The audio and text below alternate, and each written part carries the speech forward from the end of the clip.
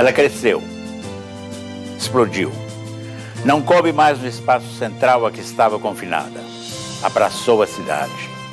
Afirmo tranquilo, está entre as 5 melhores do Brasil. É uma feira rodeada pelo orgulho e carinho da cidade. Eu que já andei tanto pelo Brasil em eventos similares, me parece que a organização aqui é o grande segredo, né? E o fato da comunidade ter abraçado esse projeto, né? Foram mais de 300 eventos que partiram da aula e espetáculo de Ariano Suassuna aos shows de Gilberto Gil, Verônica Ferriani, Diogo Nogueira,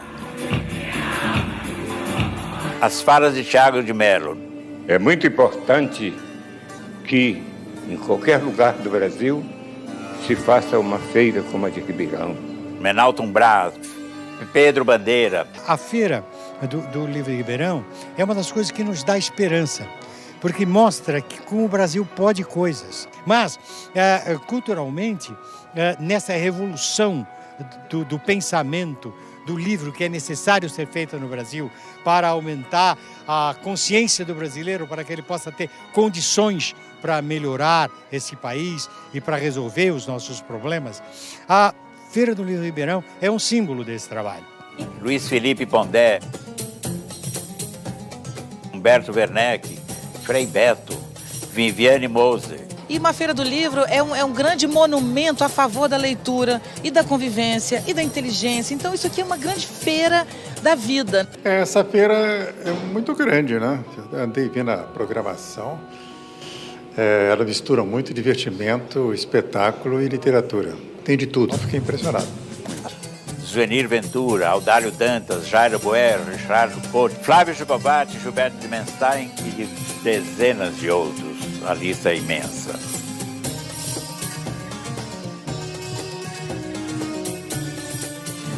Eu achei um evento brilhante, muito rico, necessário para o tempo que a gente vive, né? A gente estar aqui para pensar junto, falar sobre literatura.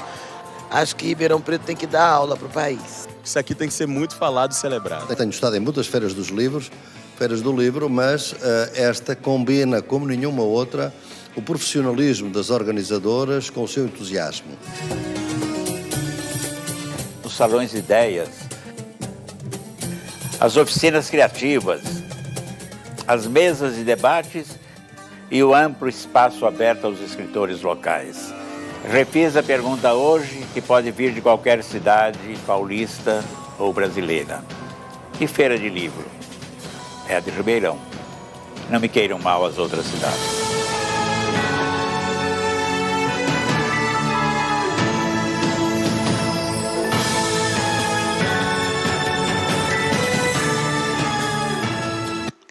Olha, me emociona. Bom, vocês acompanharam aí a narração do embaixador da FIL, Inácio de Loyola Brandão. Estou emocionada. E pego a fala do Lázaro Ramos. Sim, tem que ser falado muito, tem que ser divulgado muito, tem que mostrar para o mundo inteiro o que a gente está fazendo aqui na cidade de Ribeirão Preto, para o Brasil, para o mundo, já que nós estamos 100% virtual. Também pego a fala aí do Pedro Bandeira. A gente mantém a esperança, sim, de que 2022, muitos de vocês possam estar novamente conosco aqui, presencial, pisando no palco deste maravilhoso teatro e que esse teatro esteja cheio, com a nossa plateia de volta. Bom, gente, seguimos aqui. Roberta Estrela d'Alva já está aqui com a gente, mas a plateia virtual já está conosco também. Mas é o seguinte, a gente está... Conceição Evaristo estava conectada com a gente até agora há pouco, assistiu parte aí do show, da homenagem da Roberta, mas a conexão caiu e a gente está tendo uma grande dificuldade de se conectar com ela novamente. Ela está lá em Guarapé, no interior de Minas Gerais, e o problema de internet é lá com ela. Ela não está conseguindo se conectar com a gente segue tentando, tá? E assim, torcendo muito para que consiga. Enquanto isso, eu convido aqui a Roberta para já bater um papo com a nossa plateia virtual. Olá, boa noite, gente. Bem-vindos. tá? Nós estamos aqui num desespero para conseguir novamente conectar com a Conceição Evaristo. Ela também está lá bastante nervosa, a gente está em contato com ela aqui o tempo inteiro, né? Tentando também, em último caso, fazer um podcast, né? Em último caso, a gente entra com o telefone. Mas, enquanto a gente segue aqui tentando a conexão com ela, vocês têm aqui a Roberta Estrela Dalva para começar um papo com vocês, tá bom? Roberta. Alô, alô. Olha! Ela apareceu! Ai, olha aí! Barulho aí, faz favor! Barulho aqui, auditório! Dona Conceição! Acharam que ela não vinha? Olha ela aí! Tá pensando? Tudo bem, Dona Conceição? Tudo bem, eu não sei se a gente vamos ficar felizinho, mas tomara que não caia de novo, né? Tudo bem, boa noite para todas, para todos e para todos. Muito bem, que prazer ter a senhora aqui com a gente, né? Estava aguardada, a gente estava, por favor, vai funcionar. Todo mundo aí fazendo uma corrente positiva para funcionar. O pessoal está aqui assim, Dona Conceição. Vai funcionar sim. Dona Conceição, a gente ouviu aqui vários poemas da senhora, né? E eu vou começar, tá, gente? Já falando, batendo papo aqui com ela, uma troca de ideia aqui. E desse livro, né, Poemas de Recordação e Outros Movimentos, eu vou falar dos livros aqui da Conceição, né? Tem o primeiro, que é o Ponciá Vivêncio, que foi publicado em 2003, depois Becos da Memória, em 2006, Poemas da Recordação e Outros Movimentos, que é esse que a gente leu os poemas aqui de 2008, em Submissas Lágrimas de Mulheres, de 2011, Olhos d'Água, 2014, Histórias de Leves Enganos e Parecências, de 2016, e mais, assim, né, tudo que ela escreve aqui, acolá, de artigo e prefácio, e agora saiu esse livro, Casa de Alvenaria, volume 1 e 2, que tem a apresentação da Dona Conceição e da Vera Eunice, a filha da Carolina Maria de Jesus. Mas é muito mais, né? Tem os livros e tem os feitos e tem tudo mais, o mestrado, o doutorado, mas tem esse portal que é Dona Conceição, né? De tudo que ela representa aqui para a gente no Brasil. Dona Conceição, a senhora considerando assim a sua trajetória, né? Quem que é a Conceição? Qual momento de escritora a senhora está agora? Quem que é essa Conceição Evaristo, escritora agora, no meio de tudo isso, né? Porque também a gente está se relacionando no meio de uma loucura. O que a senhora está tendo vontade de escrever ou não tendo vontade? O que a senhora está pensando assim nesses tempos tão doidos que a gente está vivendo? Bom, eu vou fazer minha auto-apresentação. Eu sou uma mulher negra de 74 anos, por isso eu já tenho os cabelos bem brancos, é uma espécie de black power, só que com uma fita. Tem um brinco bastante grande na orelha esquerda e uso óculos. E estou aqui em Igarapé, Minas Gerais, pedindo para essa internet nos deixar conversar. Também agradecendo a 20ª Feira Internacional do Livro, muito obrigada pela homenagem, agradecendo a presença de Roberta. É sempre bom falar com pessoas mais jovens do que nós, e eu digo que a minha vitalidade ela é muito marcada por essa relação que eu tenho com pessoas bem mais jovens.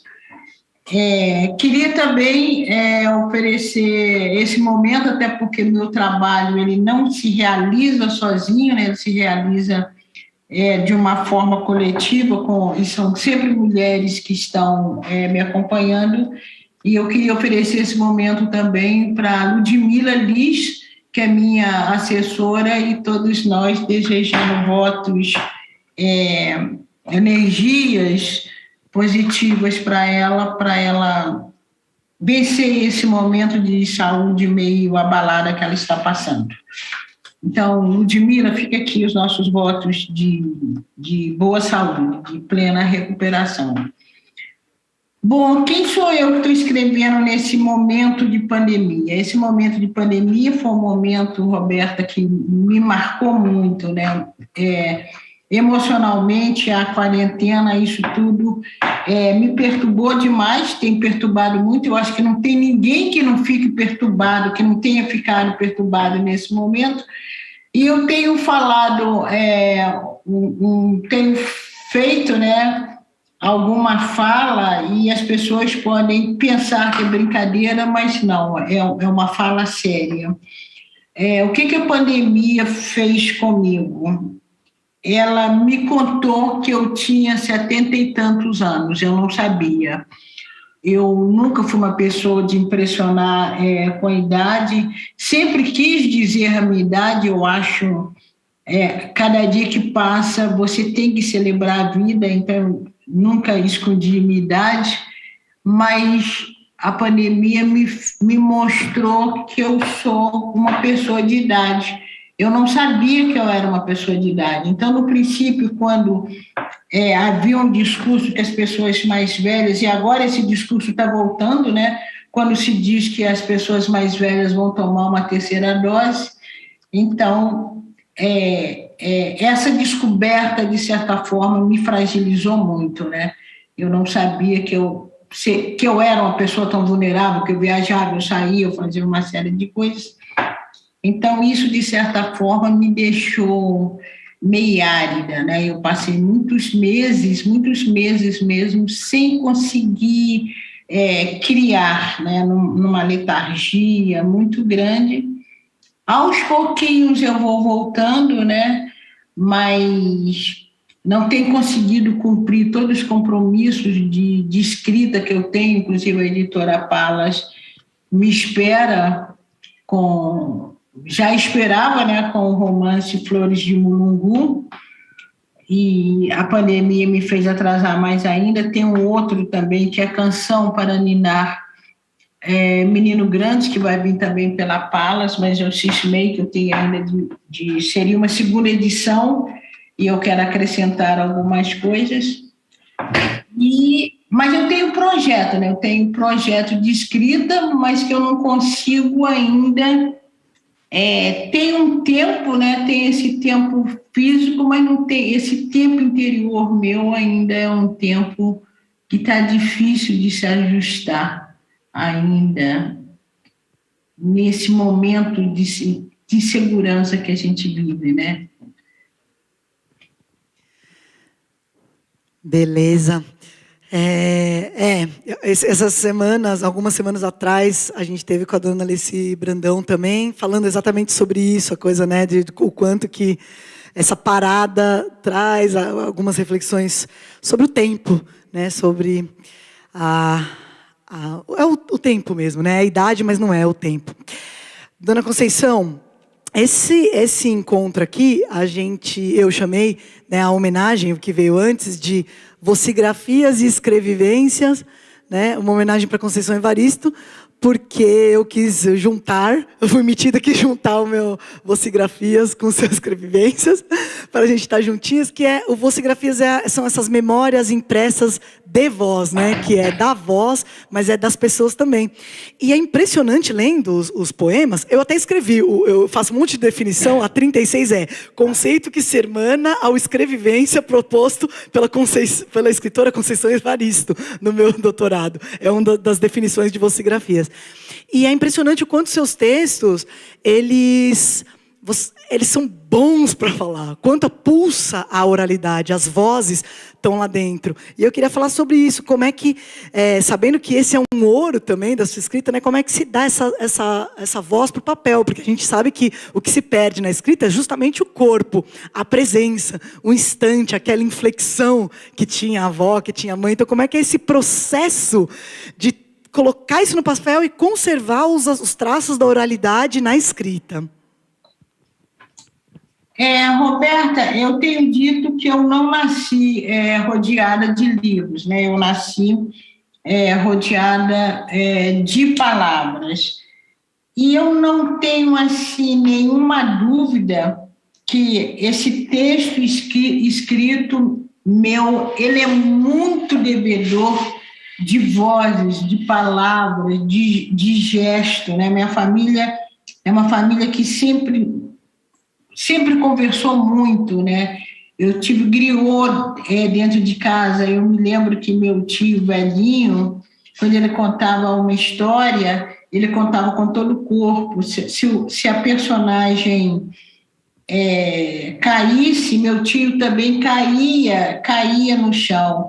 A minha mãe, que está com 98 anos, né, hoje ela fala bem menos. Aliás, ela está no processo de retomar as histórias dela, a vivência dela de criança, de jovem, de chamar pelos irmãos. Então, ela fala, mas ela hoje fala, talvez, sem essa preocupação de interação com o outro. Mas eu cresci escutando histórias de minha mãe, das minhas tias, do entorno, e eu tenho um encantamento pela palavra, né? Aliás, Roberta, há tempos que eu também estou escrevendo um rapper, tá? E quando esse rapper ficar pronto, não vai ser para eu falar, porque tem aí vocês que falam, né? Que falam com o corpo, eu já sou mais comedida. Oba! Mas queremos. Pois tá aí há tempos que eu estou tentando escrever esse rapper. Eu diria que tem um terço pronto. O meu ouvido foi muito treinado para a escuta, muito treinado para a escuta, meus olhos para a observação. A minha mãe sempre foi uma pessoa assim, de ficar olhando as coisas, de nos ensinar, minha tia que me criou. Então, tem algumas situações, por exemplo, quando o Ivone de Lara cantava, né, Dona Ivone, eu vim de lá pequenininha, alguém me avisou para pisar nesse chão devagarinho. Isso é um gesto de você, um conselho de você ficar assuntando a vida, de você ficar assuntando as coisas. E esse assuntar, ele te desenvolve essa capacidade e esse desejo de escuta, né? De observar. Então, o que eu pego das palavras, porque a língua é muito dinâmica, né? O falar, o dia a dia é muito dinâmico. O dicionário é uma coisa morta, a gramática é uma coisa morta. O que vivifica é o uso mesmo, né? É o uso da palavra. Então, essa vontade minha, ou essa proximidade com a palavra oral, isso é trabalhado na escrita, e trabalhado com muito prazer. Eu quero, né? Eu me lembro que quando eu estava escrevendo Ponciano Vicêncio, tinha uma parte que era mais ou menos, que dizia assim, só o pai dela não ficava impressionado com a semelhança dela com o avô. Quando eu escrevi a palavra semelhança, eu falei, não é semelhança. No dia a dia, pelo menos aqui em Minas, a gente escuta muito parecença. Fulano tem uma parecença com a mãe dele, fulano tem uma parecença com o pai. Eu substituí semelhança por parecença.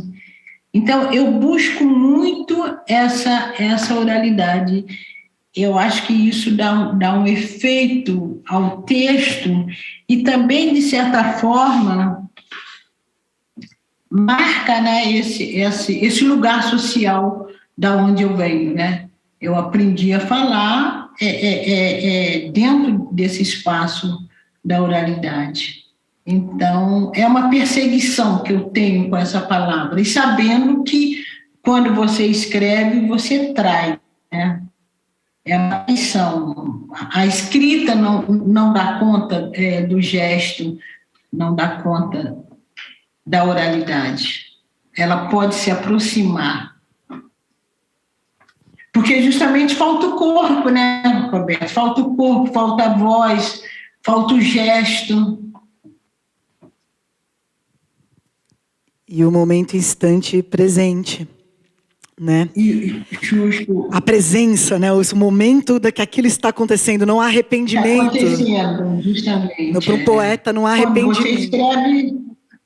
Quando você escreve, já passou, né? De certa forma, a escrita é o passado, né? Ela nunca é o presente, né? Sim, e essa discussão, né, de oralidade, o que é oral, o que é escrito, por incrível que pareça, né, tem muita gente ainda que considera a poesia oral menor, tem toda uma fala sobre isso. Sim.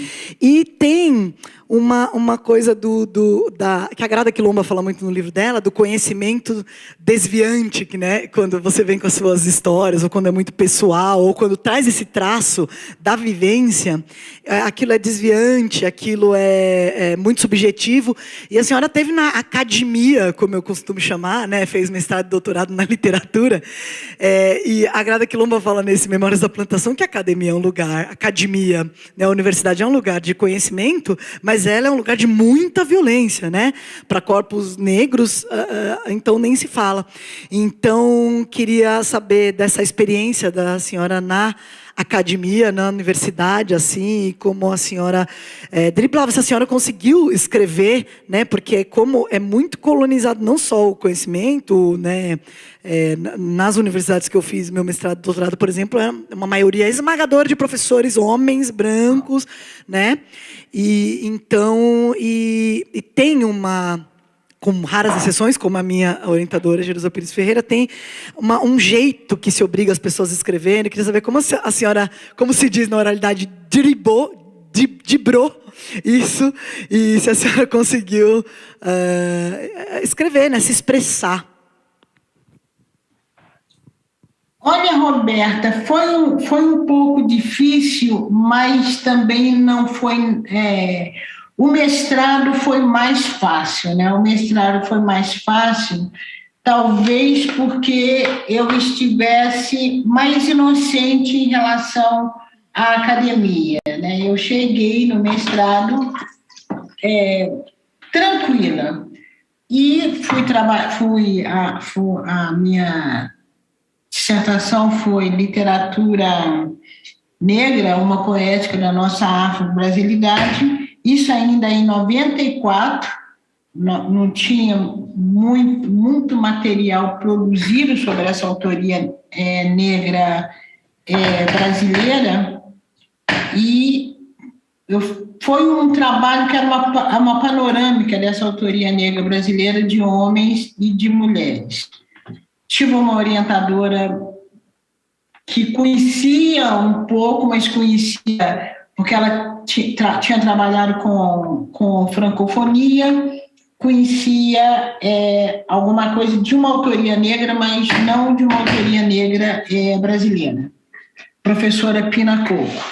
Mas me deu uma liberdade total. Ela falou, eu confio no teu trabalho. Então, foi muito interessante o trabalho. A Pina realmente me deu um voto de confiança. No doutorado foi um pouco mais difícil, porque aí também eu já tinha uma maldade em relação à academia. Eu sabia que tinha que ser um texto mais científico possível, e aí no meio aí o doutorado foi muito difícil.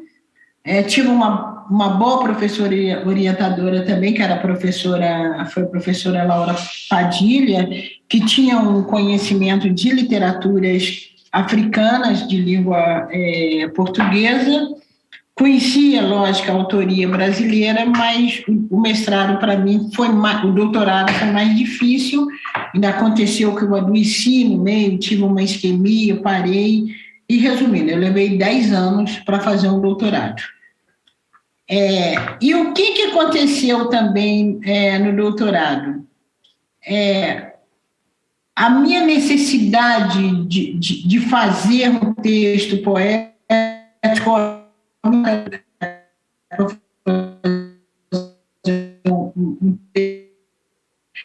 no momento, o texto estava muito claro, como se disse, você não está fazendo poesia. Você tem que defender uma tese. Eu estava trabalhando com poesias de Agostinho Neto Ney Lopes, Edmilson Pereira de Almeida, e ia trabalhar com poesias de Noêmia de Souza, né, de Moçambique, e Geni Guimarães, daí de São Paulo. No fim, eu fui obrigada a deixar a poesia das mulheres de lado, porque trabalhar com a poesia das mulheres me tocava muito também, muito.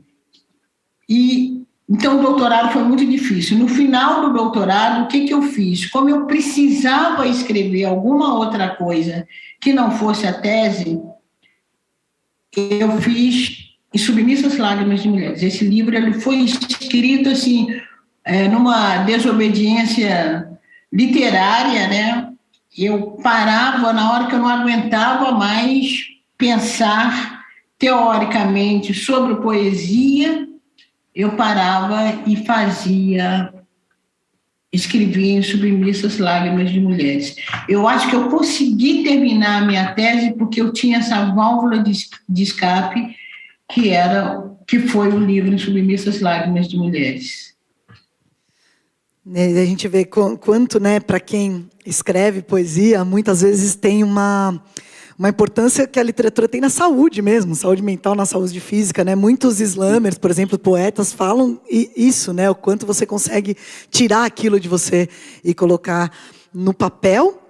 E falando sobre isso, a gente evoca aqui a Carolina Maria de Jesus, saiu muito, muito recentemente, saindo do forno, o Casa de Alvenaria, volume 1 e 2. É muito maluco isso, né? O preconceito que ela enfrentou e que ela ainda enfrenta, né? O Casa de Alvenaria tem a apresentação da Vera Eunice, que é filha da Carolina Maria de Jesus, e da Conceição Evarista, lindo texto. E como tem gente que ainda se incomoda, né? Tem uma polêmica assim, com o jeito de escrever, e tem várias discussões sobre isso.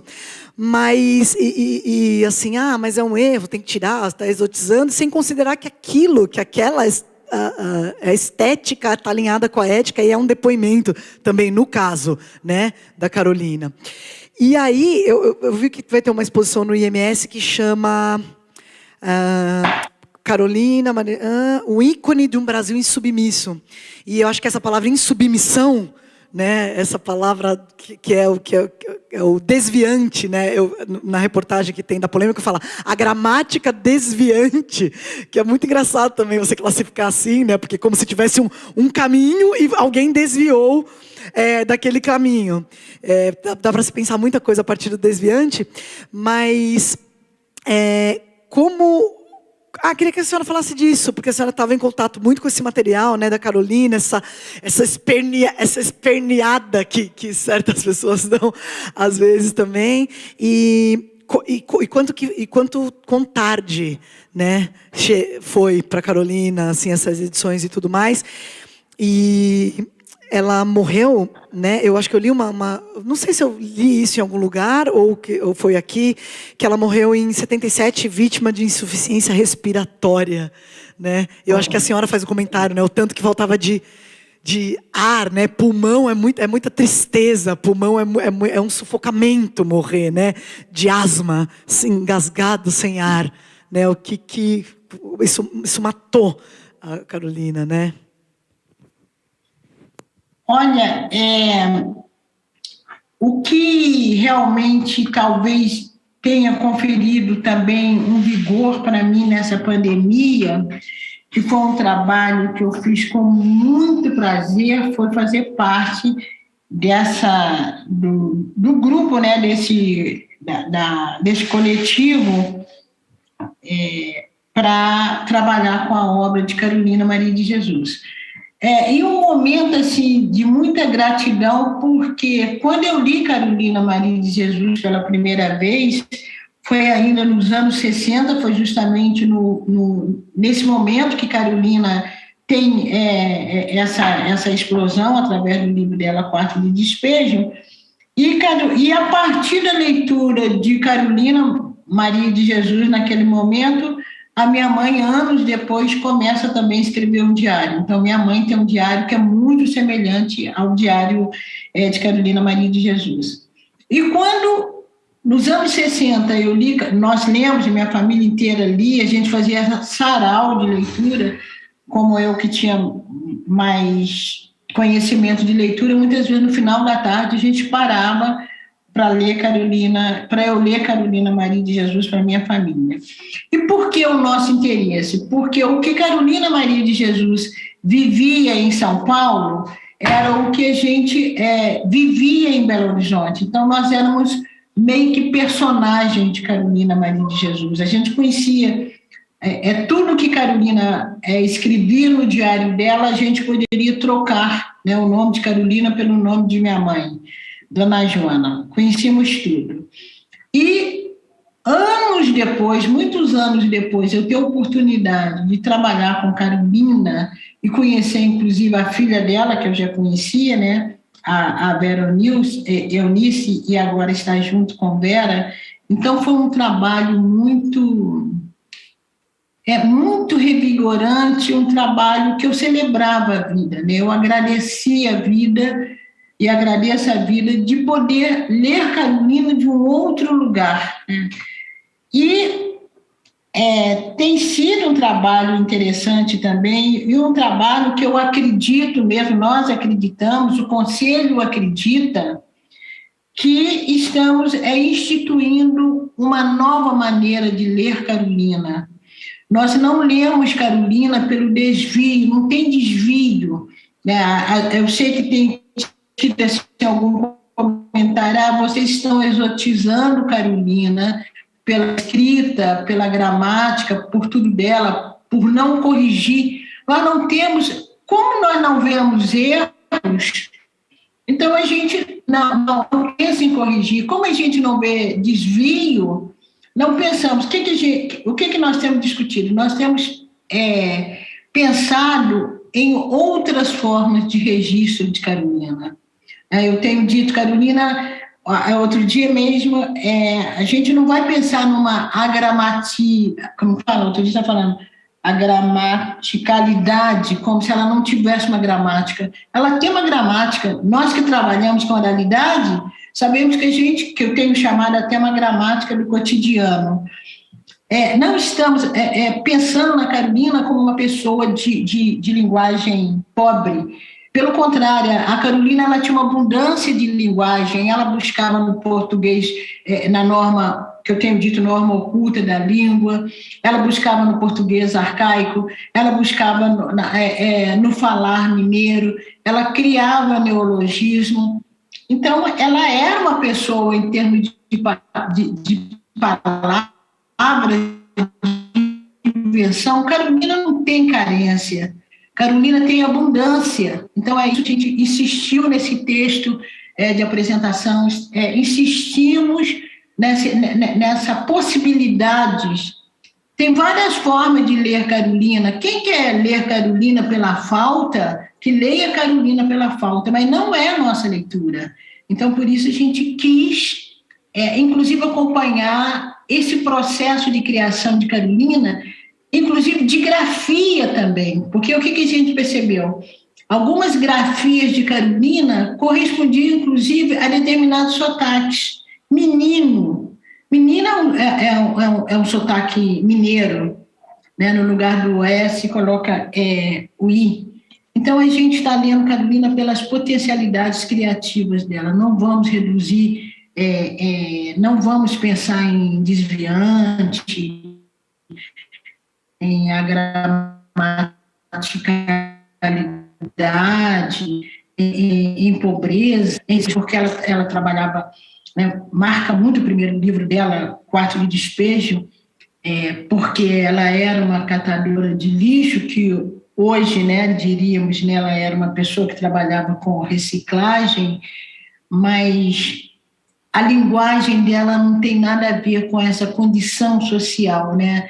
Não é uma linguagem pobre, isso que a gente quer insistir, não é uma linguagem pobre. Agora, é uma outra maneira de ler Carolina, né? Vamos ver até que ponto algumas pessoas, inclusive professores de literatura, são capazes de acompanhar. Sim. Eu estava procurando poema para falar aqui no começo da homenagem, e aí revisitando aqui o Quarto de Despejo, e tem uma parte que ela diz assim, tem até uma nota embaixo no rodapé nessa edição da Ática, que ela fala: no Playboy que o Adhemar pôs aqui para as crianças, as noites são marmanjos que brincam. E daí ela fala, a autora refere-se ao playground, instalado pela prefeitura. Mas é tão... O play... É uma transcriação, é um negócio, é uma maravilha, na verdade. Ela chama o playground. Por que brasileiro tem que falar playground? Por que não fala parquinho? Por que não fala lugar das crianças brincar? O playground, aí ela fala o playboy que instalaram. É de uma riqueza isso aqui, né? Que você, se você quiser normatizar, colocar numa forma, você passa por cima justamente o que tem de rico. Passa por cima. E a gente, do mesmo modo que o Conselho entendeu que não iria mudar a forma de Carolina escrever, mas isso também, algumas mudanças tiveram de ser feitas, isso nós discutimos também com o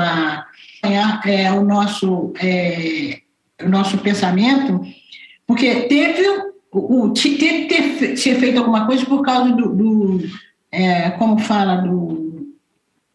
quando se publica um livro, você tem de publicar de acordo com as regras da língua portuguesa. Então, teve várias palavras foram ajustadas a esse acordo, esse acordo ortográfico da língua portuguesa. A pontuação de Carolina, né? Então, trabalhamos a pontuação dela, por exemplo, mas também sempre muito próximo do texto original. Ela acabou uma frase, começou outra com letra maiúscula, mesmo que ela não tivesse posto ponto, nós entendíamos que ela pôs o ponto, ou foi distração, ou ela deixou aquele texto correndo e foi fazer uma outra coisa, porque ela deu um indicativo, ela começou a outra frase com letra maiúscula. Parágrafo, também tivemos de fazer determinados ajustes em parágrafo, e entender a escrita de Carolina, as meninas insistiram muito nisso, entender a escrita de Carolina na prática também dessa escrevivência, né? Que é um texto que você escreve, né? Um texto que é a criação que você faz de vivência. Você está aqui fazendo um texto, o menino do vizinho gritou, você já vai logo olhar o que aconteceu, você está fazendo um texto e você está pensando, inclusive, o que você vai fazer daí 2 horas. Na verdade, é a escrita também que acontece no calor, no dinamismo da hora. Quando dá para você parar para escrever, não, então hoje eu vou parar, eu vou tirar 3 horas por dia, vou ficar parada escrevendo, muito bom que possa fazer isso. Mas a escrevivência se dá muito também nesse dinamismo, né? Uma escrita que acontece na dinâmica da vida, né? Na dinâmica do cotidiano. E Carolina é muito perceptível. Em Casa de Alvenaria, vocês vão ler, vocês vão ver essa escrita que se dá, né? junto mesmo dos acontecimentos. Tá certo. Dona Conceição, seu primeiro livro, Ponciá Vivêncio, queria que a senhora contasse para a gente como é que foi isso, né? Porque tem 44 anos a senhora tinha quando lançou, em 1990, né? Como é que foi o processo de se descobrir, ou a senhora sempre já soube que a senhora era escritora e até lançar, né? Porque é um processo mesmo, né? Escrever o livro é uma coisa, o contato com a editora, as negociações que se tem que fazer para que um livro saia, né? O que é esse passo de plasmar alguma coisa e ela ir para o mundo, não pertencer mais a nós, né? Como é que foi esse processo do seu primeiro livro? Bom, na verdade, os meus primeiros textos publicados, né, e eu digo isso também com muita satisfação, Eu começo em Cadernos Negros do Grupo Quilomboje, em 1990, justamente com 44 anos. A minha primeira publicação é com esse Grupo Quilomboje daí de São Paulo. E aí eu tenho dito também que o meu primeiro espaço de recepção, Roberta, foi o movimento negro. Homens e mulheres de movimento negro, os meus pares, começaram a levar meus textos, poemas, contos, que Quilomboje um ano publica conto, outro ano publica poemas, e eu publico em Cadernos Negros 13, em 1990, e continuo publicando, e esse texto vai extrapolando os limites, né, do movimento negro, porque professores vão levando para a sala de aula, vão levando para os seus TCC. Eu já tenho um do Brasil, inclusive, mas começa em Cadernos Negros, em 1990. Quando a professora Maria José Somelart, que conhecia meus textos através de Cadernos Negros, ela fala, já está na hora de você tentar publicar alguma coisa sozinha. E eu já tinha, inclusive, Becos da Memória, feito desde 1988, que foi a primeira grande narrativa que eu faço, mas eu resolvi, não sei por quê, porque eu estava muito triste com o Beco da Memória estava esquecido dentro das gavetas, e aí eu comecei com Poncia Vicêncio. E também aí é através da editora Masa, que é uma editora de Belo Horizonte, uma editora que nasce com esse objetivo de publicar a autoria negra, embora não publique só a autoria negra, mas a Masa nasce por essa carência de mercado para publicação de autoria negra. Então, naquele ano lá também, a Masa, estou falando 2000 a 2003, que foi publicado Cadernos Negros, né? Cadernos Negros, Poncia Vicêncio, eu não estou enganada. Era uma editora com menos recursos do que hoje, então é um livro que eu financio, eu banco esse livro, Poncia Vicêncio. Que eu tenho falado também, as feministas brancas falam que escrever é um ato político. E eu tenho falado que para as mulheres negras, escrever e publicar, né? E tenho dito muito, façam... o ano que eu publiquei Poncia Vicêncio, eu fiquei 1 ano trabalhando no Vermelho, porque eu fiz empréstimo e coisa e tal, eu tinha de pagar a publicação. Era uma publicação que era minha, a Masa também era uma editora menor naquela época, não tinha muita condição de distribuição, então ela ia para as festas, ia para não sei o quê, vendia livros e coisa e tal, até recuperar e poder pagar. Então, publicar para a gente é um ato político, entende? Porque é um gesto de afirmação, tal qual o gesto da escrita, né, para poder romper, sair do ineditismo. E escrever, eu sempre escrevi, desde pequena, desde pequena eu sempre escrevi, sempre gostei de escrever. Eu termino o primário ganhando um prêmio de redação e escrevi mesmo. Eu ganhei um missal, que era um livrinho de acompanhar a missa. Eu escrevi meu primeiro ou meu segundo passo para a glória, não sei onde que eu sonhava tanta coisa. E a professora de biblioteca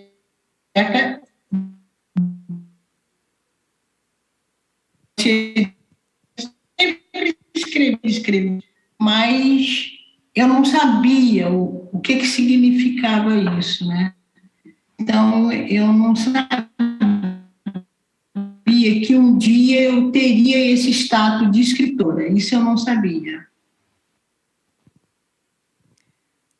Está dando umas pequenas travadinhas, vamos torcer para não travar, porque temos uma pergunta. Você está ouvindo a gente, dona Conceição? Tá, né? Estou ouvindo bem mesmo. Tá, a gente tem uma pergunta, então, agora, da nossa plateia. Tem uma plateia virtual aqui.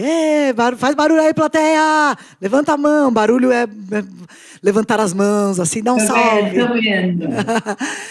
Então, é uma pergunta da professora Verônica Cunha. Ela diz assim: eu trabalhei histórias de leves enganos e parecenças com os meus alunos e alunas da escola no campo em Jaceruba.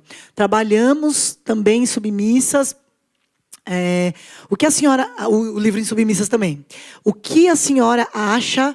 Em Submissas Lágrimas. O que a senhora acha dos seus livros nos anos finais do Fundamental? Dos seus livros serem usados nas escolas nos anos finais do Fundamental?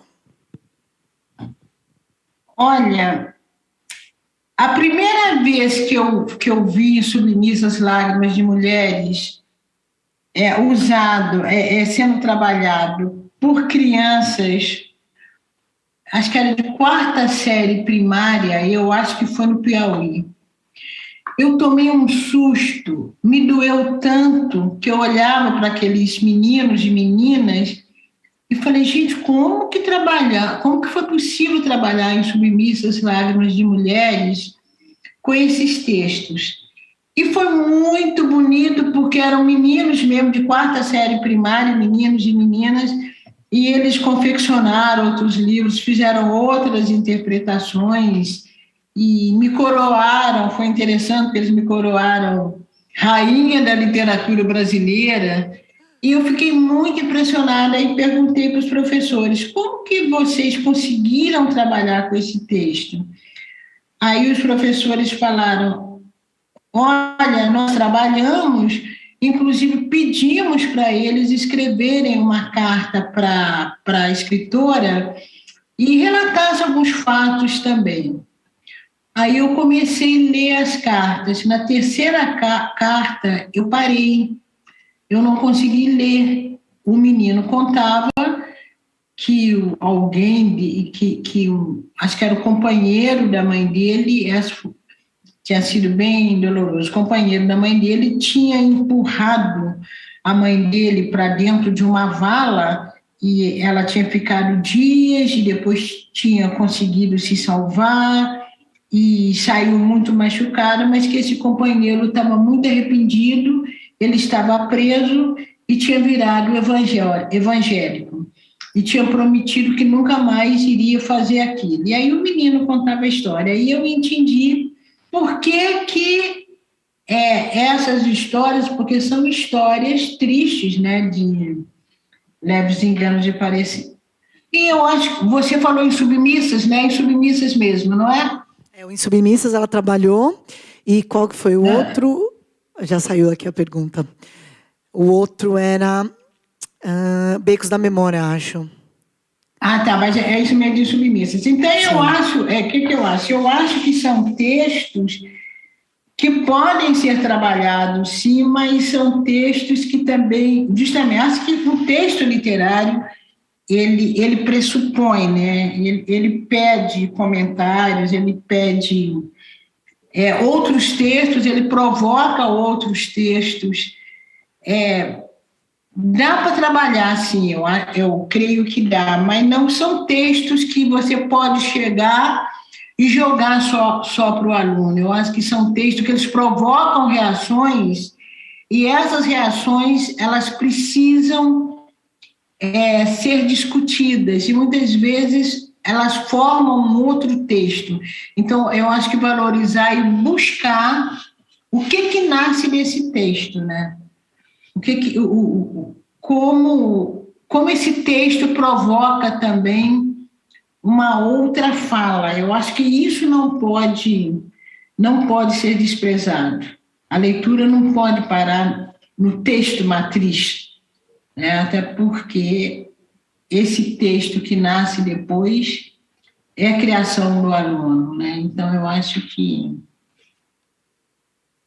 tem que haver essa interação, né? O texto que o aluno escutou e o texto que ele vai produzir.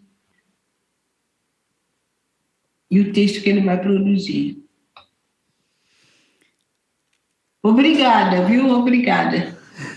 Quem trabalhou com o meu texto. Professora Verônica Cunha foi quem trabalhou, que fez a pergunta. Obrigada, Verônica. Dona Conceição, nesse livro aqui, Poemas da Recordação, é muito interessante uma interlocução que tem com certos cânones da nossa poesia, os poetas e as poetas brancos, como tem essa da Clarice com a Carolina, mas tem um poema também que a senhora faz uma epígrafe antes que fala, é esse Só de Sol a Minha Casa, que fala Adélia Prado, com licença, que também sou mineira. Ou um outro que é No Meio do Caminho, Deslizantes Águas, onde a senhora diz ao Drummond, com licença, pois sei das pedras e também das águas das Gerais. Né? Sempre essa pontuação de estou aqui também, essa interlocução. Queria que a senhora falasse um pouco disso. Né? Achei muito interessante esse... Com licença também que tem aqui, né, o espaço. Vamos dividir aqui o espaço também. Eu fico pensando, e aí eu queria também pensar um poema de Oliveira Silveira, em que ele tem um poema, ele escreveu um poema que era essa nossa fulô, ou essa negra fulô, e ele está dialogando com Lima, esqueci agora. Lembro, daqui a pouco eu lembro. Ele está com Jorge Lima, ele está dialogando com o poema. Aliás, eu quero pôr esse dialogando entre aspas. Ele está dialogando com Jorge de Lima, e tem um poema também de Márcio Barbosa, Irene, que ele está dialogando, também eu coloco esse dialogando entre aspas com Manuel Bandeira, né? E esses textos, né, que eu dialogo entre aspas, tento, né, criar um diálogo entre Carolina e Clarice e Adélia Prado, né, que é um poema que eu gosto muito dela, quando ela diz que o pai dela pinta, né, justamente a casa dela manda pintar o eu poético, né, vai dizer que manda pintar a casa de laranjado, e então o tempo todo tinha um sol dentro de casa. E aí vem esse outro sol, desse outro eu poético. Quando eu coloco esse diálogo entre aspas, porque há uma intenção de criar um texto que à primeira vista parece dialogar, mas eu diria que é muito mais um texto, eu diria até de confrontação, porque há uma necessidade de afirmar um outro lugar. Então, é muito isso, como esse poema que abre também, Poemas da Recordação, né? Eu fiz esse poema pensando muito nessa afirmação das grandes navegações, né? Essa afirmação portuguesa, navegar é preciso. E aí vem esse poema, recordar é preciso. Mas é impreciso para os povos afrodiaspóricos, porque a nossa recordação, ela é uma recordação machucada, né? Falta parte de uma história para a gente recordar. Então, quando eu coloco esse diálogo entre aspas, é para pensar que esses poemas nascem de uma necessidade de confrontação, ou de uma necessidade de mostrar um outro lugar. Né? Esse eu poético tinha um sol dentro de casa, mas não era porque as paredes eram pintadas de laranjada, era porque o telhado era esburacado. Então, é muito isso, né? E é marcar justamente uma autoria que nasce de um outro espaço social e que pensa até, ou que faz uma poética que pode ser algo desviante, né? E que não são outros caminhos, o caminho não tem de ser único.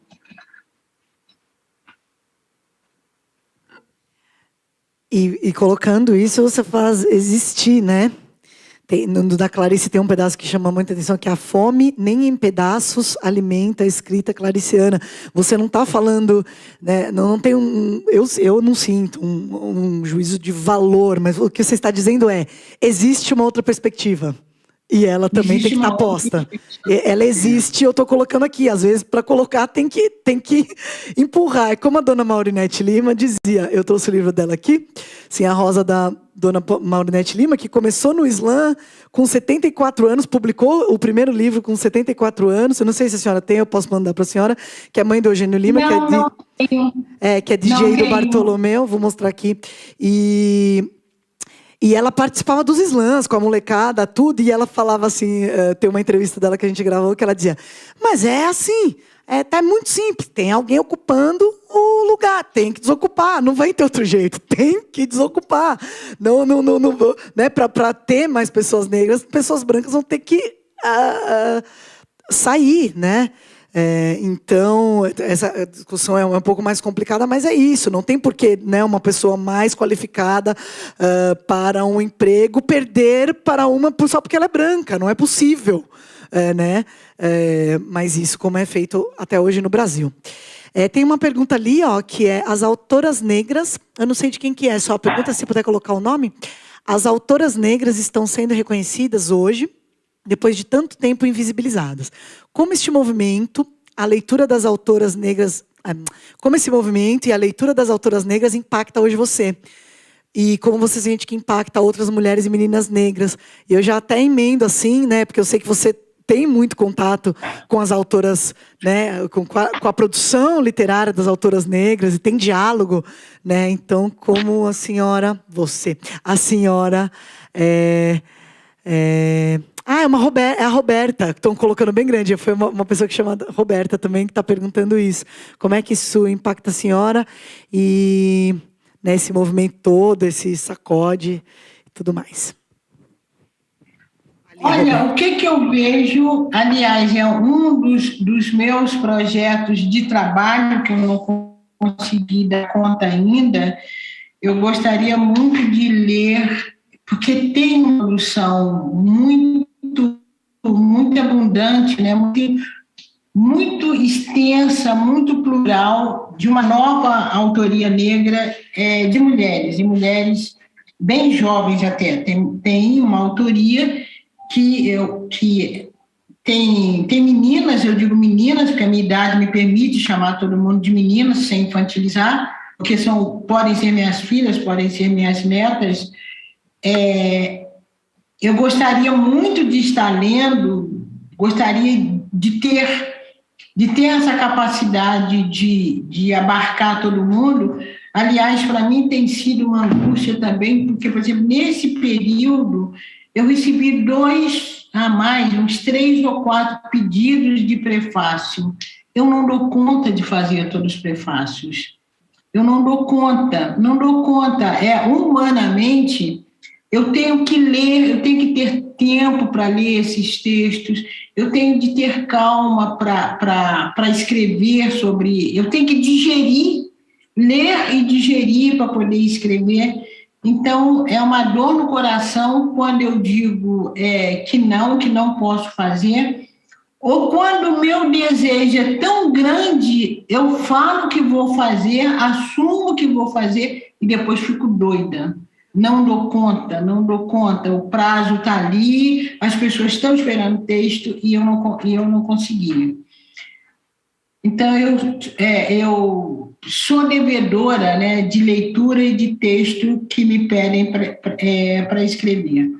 O que eu vejo, para mim, um dos aspectos que eu vejo nessa produção dessa autoria de mulheres negras bem jovens, porque, ao mesmo tempo que tem ainda uma temática ou uma voz poética que precisa ainda de afirmar sua negritude, isso também me chama muita atenção, porque e aí a gente vê como a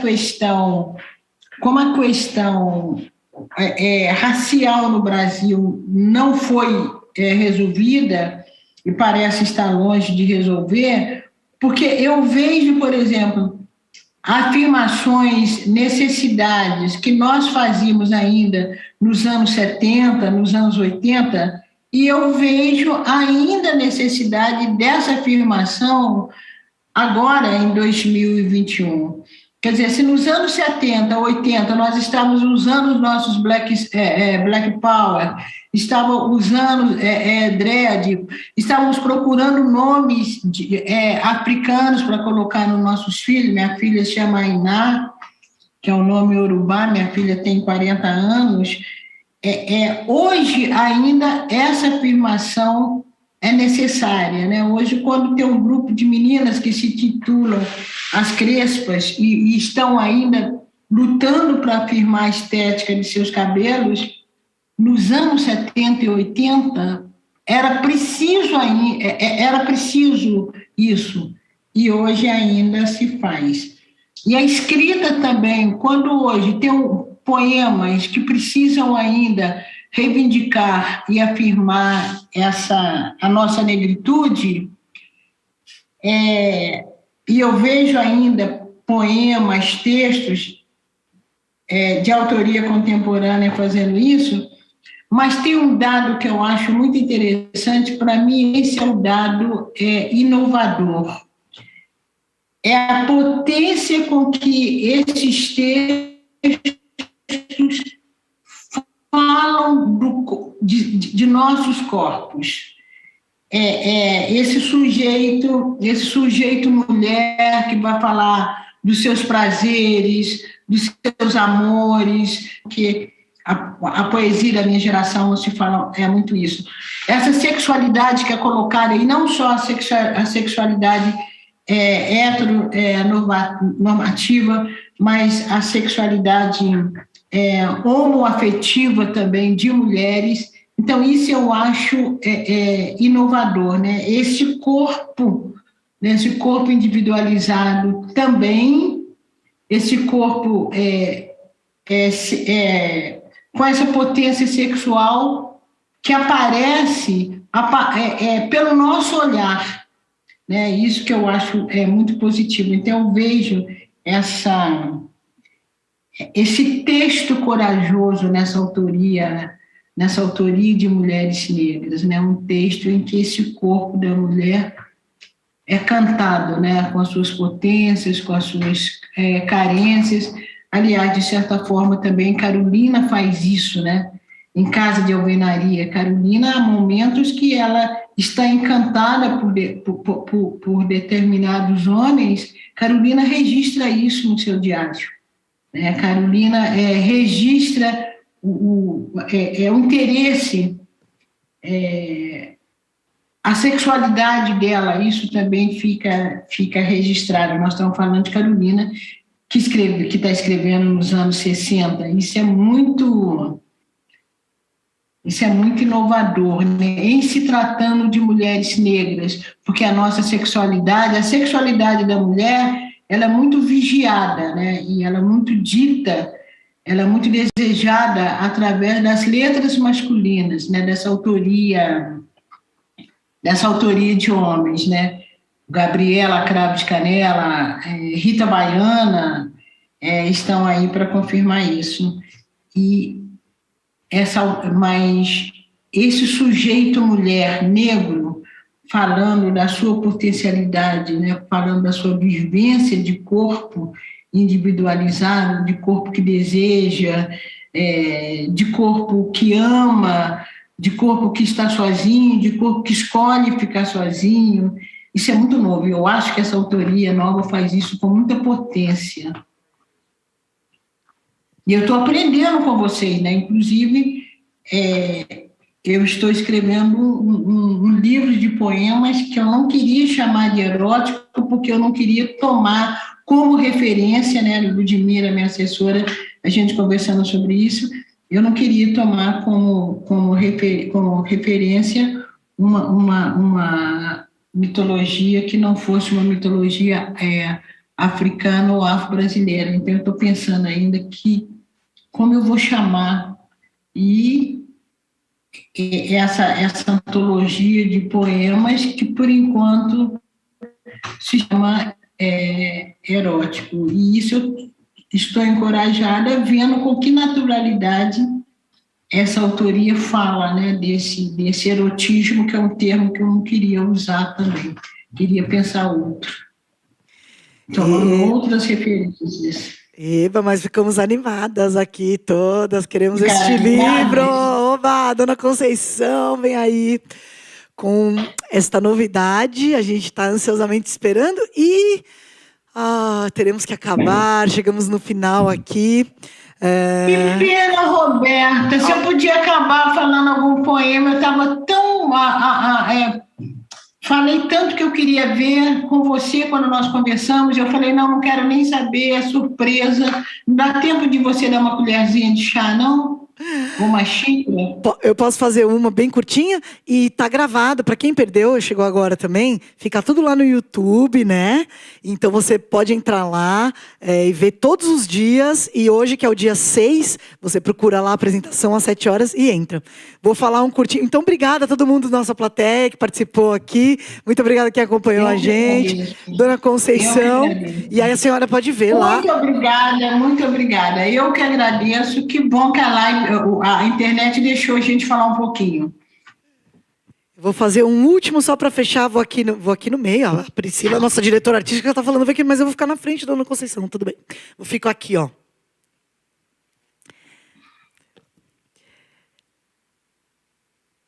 Hey, que quando o fogo chega, a chama lastra e queima. O mangue sangra, a boca seca, o povo insiste e teima. E se debate, bate boca, bate ponto, sobrevive, mas ainda reina em meio ao caos e à imundície. Essa sede por justiça que não passa, não é pirraça, desamarra essa mordaça. E a mordida não é de graça. É só cachorro louco, é só cobra criada que aprendeu a dar o bote, que entendeu que tá em jogo, que não dorme no barulho, que não leva desaforo. É nego que não nega a própria raça. E se o que está em jogo é lutar pela paz, sejamos Mandela, sejamos racionais para pensar e cantar, coração e fúria, que é feita de sangue, mas também de sol, solidão e de fé e de dor, de irmandade e amor. É por isso que eu vou e eu vou e eu vou. Vamos junto, Dona Conceição. Obrigada a todo mundo. Muito obrigada a todo mundo que acompanhou. Eu agradeço a homenagem. Agradeço a 20ª Feira Internacional por me considerar e por me oferecer essa homenagem. Muito obrigada. Tchau, gente. A 20ª Feira do Livro de Ribeirão Preto. Muito bem, gente. Gratidão, gratidão, Conceição Evaristo, a nossa homenageada na 20ª Feira Internacional do Livro. Gratidão, Roberta Estrela Dalva. Tudo muito lindo. Ainda bem que a internet nos trouxe você, né? Nesse momento tão maravilhoso. Que possamos ter outras oportunidades de contemplar da sua fala. Possa estar conosco aqui presencial, Conceição. Gratidão, viu? Em nome da Fundação do Livro e Leitura. Plateia virtual. Eu que agradeço. Muito obrigada. Gente, delícia ter vocês aqui. Continue se inscrevendo aí nas programações até dia 29. Muita coisa vai rolar aqui no palco da 20ª FIL. Você de casa, meu encontro continua marcado com você. Nosso encontro, né? Porque a FIL começa amanhã às 8h30 da manhã com Combinando Palavras. E a gente tem sempre aquele recado gostoso para você no finalzinho aqui da nossa programação, que é, continue com a gente. Se você perdeu alguma programação, corre lá na nossa rede social, no nosso YouTube, está tudo lá. Você pode rever Renan Inquérito, que está aqui com a gente, acompanhando. Você pode rever o Fernando, você pode rever toda a programação que já passou por aqui desde sábado, tá bom? Encontro você amanhã. Boa noite, fique com Deus. A gente espera vocês.